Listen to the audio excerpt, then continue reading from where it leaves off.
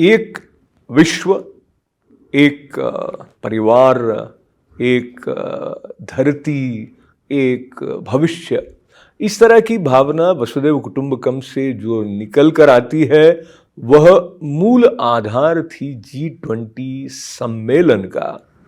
सभी राष्ट्राध्यक्ष मिलजुल कर भारत के राष्ट्रपिता महात्मा गांधी जी की समाधि पर भी गए। शांति, समन्वय, आपसी सहयोग और आतंकवाद के विरुद्ध एक स्वर में आवाज उठाने की बात के साथ संबंध था जहां दिल्ली डिक्लेरेशन का, वहीं G20 में जहां ये स्पष्ट हुआ कि भारत अब संकोच नहीं करने वाला है अपनी बहुमूल्य आध्यात्मिक सांस्कृतिक विरासत को अपनाने में। वो दिखाई देता था उन दृश्यों के द्वारा भी जिसके सामने प्रधानमंत्री नरेंद्र मोदी जी के साथ विभिन्न राष्ट्रों के राष्ट्राध्यक्ष तस्वीर खिंचाते हुए दिखाई दे रहे थे, जिसमें अमेरिका के राष्ट्रपति बाइडेन से लेके यूके के राष्ट्रपति ऋषि सुनक और अन्य सभी देशों के राष्ट्राध्यक्ष सम्मिलित थे।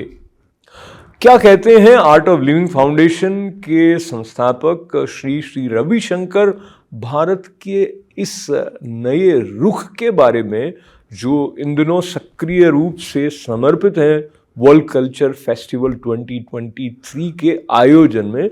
उनसे हुई बातचीत का ये अंश प्रस्तुत है। There is a kind of conscious attempt on the part of India collectively to reclaim the wealth of its cultural heritage. I'm so glad about it. It's high time our Prime Minister Narendra Modi has taken this much needed step to bring up the self-esteem of people.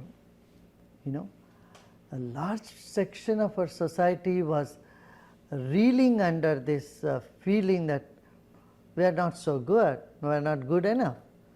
See, unless one's tradition, cultures are lifted up, a person's self-esteem doesn't go up. Then he tries to imitate everybody else and feel so bad about themselves. It's the first Prime Minister who stood openly, did what he really believed. And you see that same thing. Rishi Sunak is also doing. He said, I'm a proud Hindu. And Singapore Prime Minister has declared that. So Prime Minister Modi gets the credit of lifting up, the culture like no one else in the past. Not only that, he also has done so much development for the poor and the poorest of the people. The infrastructure development in India is something that's it's nothing short of miracle.